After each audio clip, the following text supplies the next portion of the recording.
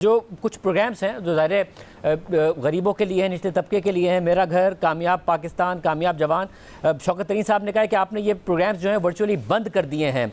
इसके अलावा जो मेरा पाकिस्तान मेरा घर स्कीम है उसके हवाले से तो हमें लोगों की भी शिकायत जब मौसूल हुई और हमने स्टेट बैंक से भी पूछा तो उन्होंने कहा कि अगस्त के आखिर तक हमने इसको होल्ड कर दिया है।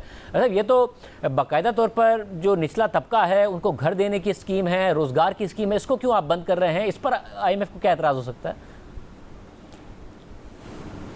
कोई IMF का एतराज़ नहीं है, ये इस पर पूरी जिम्मेदारी मेरी है। देखें, एक तो ये कि माइक्रो लोन्स थे उसको कोई बंद नहीं किया, ना उसको रोका गया है, वो एकदम चल रहा है। कामयाब पाकिस्तान जो भी उसको बोलते थे वो बिल्कुल चल रहा है, उसके अंदर बिल्कुल नहीं रोका गया। ये माइक्रो फाइनेंस इंस्टीट्यूशंस लोन देती हैं लोगों को और वो छोटे छोटे लोन्स होते हैं। उसके बाद दो और प्रोग्राम्स हैं। एक कामयाब जवान प्रोग्राम था जिसके अंदर हुकूमत जो है वो 1% पे बैंकों को लोन देती है और बैंक 9% पे उस नौजवान को लोन देते हैं, यानी कि बैंक को 8% का आर्बिट्राज मिल रहा है और half of the risk is borne by the government of Pakistan, default risk. तो मैं ये समझ रहा हूँ कि वो नौजवान को फ़ायदा हो ना हो, बैंक को माशाल्लाह बहुत फ़ायदा होगा। ऐसा लग रहा है जैसे किसी बैंकर ने बनाया हो प्रोग्राम बैंकरों के फ़ायदे के लिए।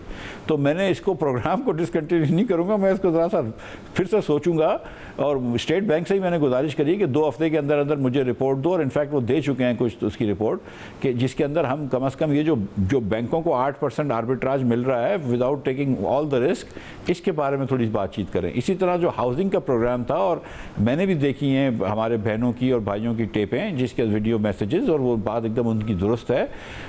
उसके अंदर भी ये था कि हुकूमत जो है वो उनको तो 2% पे दे रही है इंटरेस्ट, उनसे तो ले रही है, लेकिन जो बैंकें हैं उनको 19% इंटरेस्ट दे रही है और 17% जो है वो बैंक का नफ़ा है। मैं आपको मिसाल देता हूँ कि इस साल हम 10 अरब रुपए से ज़्यादा सब्सिडी देंगे सिर्फ 80 अरब रुपए के लोन्स के ऊपर, और वो 20 साल तक देनी होगी। तो मैं 200 अरब रुपए दे चुका हूँगा 20 साल में, चलो नेट प्रेजेंट वैल्यू उसकी कम होगी 80 अरब के लोन पे, और अगले साल अगर मैं 200 अरब का लोन लूँ तो फिर मैं कहाँ से ये हैंडल कर सकूँगा?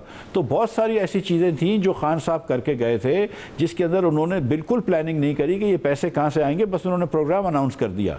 इसके अंदर भी बैंक को अगर 17% मिल रहा है तो कोई पूछने वाला तो होना चाहिए ना कि भाई आपको 17% मिल रहा है और आधा रिस्क तो आपका वर्ल्ड बैंक ने उठाया हुआ है, वो उसकी डिपॉजिट री इंश्योरेंस ने उठाया हुआ है।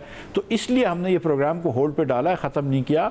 और ये जो कंप्लेन आ रही है कि एक्सपायर हो जाएगा, तो मैं एक्सपायर नहीं होने दूंगा। जाहिर है कि उसके जिनका लोन अप्रूव हो गया उनकी टर्म एक्सटेंड कर दूंगा। नहीं, जिनका अप्रूव हो गया बस उसका मसला ये आ रहा है जो शिकायत आ रही हैं, और आपने कहा आपने खुद ने भी देखा है जो शिकायत आवाम की आ रही है कि उनका लोन अप्रूव हुआ और उन्होंने उसके अगेंस्ट एक घर बुक करा के एडवांस दे दिया। अब अगर बैंक की तरफ से इसको अगस्त तक होल्ड कर गया और उनका एडवांस डूब जाएगा, तो इसलिए कम से कम जिन लोगों का अप्रूव हो गया है उनके लिए कोई ऐसा मैकेनिज्म तो बनाया ना स्टेट बैंक ऑफ पाकिस्तान जिसकी वजह से गरीब लोगों का पैसा ना डूब जाए।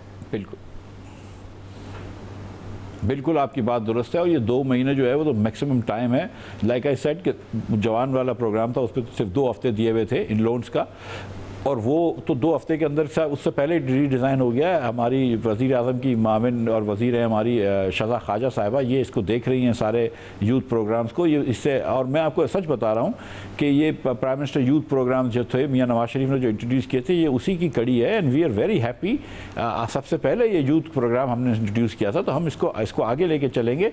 लेकिन अगेन इसका फ़ायदा, ये शाहजेब खानदार साहब आप ये बात को समझते हैं ना कि इसका फ़ायदा यूथ को होना चाहिए या स्मॉल होम ओनर्स को होना चाहिए, इसका फ़ायदा सिर्फ बैंकों को नहीं होना चाहिए।